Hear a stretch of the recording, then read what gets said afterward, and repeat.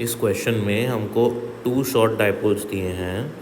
एक ए डायपोल है जिस पे चार्ज है 2 माइक्रोकूलम का और लेंथ है 1 सेंटीमीटर, ये वाला। और दूसरा डायपोल है, उसकी भी लेंथ 1 सेंटीमीटर ही है, उस पे चार्ज है 4 माइक्रोकूलम का। ठीक है, ये बी डायपोल है, इसको P2 मान लिया, इसको P1 मान लिया। इन दोनों के बीच की डिस्टेंस 80 सेंटीमीटर गिवन है, सेंटर टू सेंटर। हमको फाइंड करनी है इलेक्ट्रिक फील्ड P पॉइंट पे। तो हमको पता है कि अगर कोई डायपोल का डायपोल मोमेंट इस डायरेक्शन में है, उसके एक्सियल पॉइंट पे, ये जो पॉइंट है P पॉइंट, इस ए डायपोल के लिए इसका एक्सियल पॉइंट है। तो एक्सियल पॉइंट पे इलेक्ट्रिक फील्ड हमेशा डायरेक्ट डायपोल की डायरेक्शन में होती है, चाहे आप इधर ले लो चाहे आप इधर ले लो। तो नेट इलेक्ट्रिक फील्ड इस डायपोल की इसकी तरफ ही होगी, इसके डायपोल मोमेंट की तरफ होगी। तो मैं फर्स्ट डायपोल की इलेक्ट्रिक फील्ड इधर लेता हूँ, जो कि होगी E1 वेक्टर। और ये जो दूसरा डायपोल है, इसका डायपोल मोमेंट ऐसे है, तो इसकी इलेक्ट्रिक फील्ड जो ये पॉइंट P पॉइंट इसके लिए इक्वेटोरियल पॉइंट है।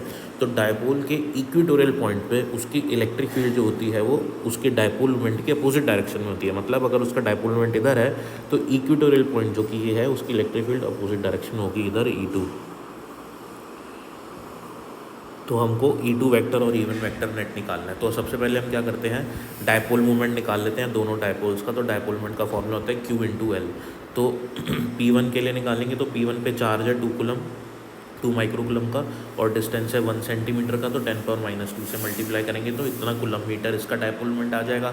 ऐसे ही P2 वाले डायपोल का डायपोल मोमेंट निकालेंगे तो इस पे चार्ज है 4 माइक्रोकूलम और डिस्टेंस है चार्जेस के बीच में 1 सेंटीमीटर। तो 10⁻⁻2 से we are going to multiply, so we are going to get the dipole moment of the P2 dipole. ठीक है, अब नेट इलेक्ट्रिक फील्ड करने के लिए नेट इलेक्ट्रिक फील्ड वेक्टर निकालना है हमको। तो हम क्या करेंगे, E1 vector plus E2 vector. Now you can see in the diagram, जो E2 वेक्टर है वो नीचे की तरफ है, so with minus J cap आएगा। और क्योंकि ये इक्वेटोरियल पॉइंट है, इक्वेटोरियल पॉइंट पे किसी भी डायपोल की इलेक्ट्रिक फील्ड होती है KP/R3। और इस डायपोल के लिए ये एक्सियल पॉइंट है, एक्सियल पॉइंट पे इलेक्ट्रिक फील्ड होती है 2KP/R3। तो क्योंकि यहाँ पे डायपोल मूवमेंट इसका P1 है, तो 2KP1/R3 हो जाएगा और डायरेक्शन एक्स एक्सिस की तरफ, सो आई कैप आ जाएगा। ठीक है, अब मैंने क्या करना है, वैल्यूज पुट करनी है। K की जगह K की value minus sign as it is, P2 की वैल्यू हम निकाल चुके हैं 4 × दिस R3। मतलब ये डिस्टेंस, टोटल डिस्टेंस 80 है, ये डिस्टेंस हाफ गिवन है अपन को 40 सेंटीमीटर है, तो 0.4 का होल क्यूब। ऐसे ही हम लोग 2 ये लिखा यहाँ पे, ये K की वैल्यू लिखी, P1 की वैल्यू हम निकाल चुके हैं, P1 की वैल्यू अपॉन R³ करेंगे आई कैप में। अब आप देखोगे 9 × 10⁻9 × 4 × 10⁻−8 अपॉन 0.4। इधर भी 9 × 10⁻9, 2 × 2 4 हो जाएगा 10⁻8 अपॉन में ये। तो ये दोनों मैग्नीट्यूड्स क्या आ रहे हैं, सेम आ रहे हैं। ठीक है, तो मैं इसको भी E मान लेता हूँ, इसको भी E मान लेता हूँ। तो माइनस ही जे कैप प्लस ही आई कैप। तो आपको पता है दो वेक्टर अगर इक्वल हो, ई दो वेक्टर हो, तो उनका रिजल्टेंट क्या होगा, √a² + b², है ना। तो √2e बन जाएगा वो। तो ये रिजल्टेंट हो जाएगा √2e। ई क्या है, किसी भी एक का ये मैग्नीट्यूड निकाल लो। तो मैंने क्या करा, अब इसका मैग्नीट्यूड निकालते हैं। अब 0.4 का क्यूब है, इसको हम क्या लिख सकते हैं, 10 की पावर ये -3 हो जाएगा अगर मैं पॉइंट हटाऊँ तो ऊपर जाएगा तो 10 की पावर +3 हो जाएगा।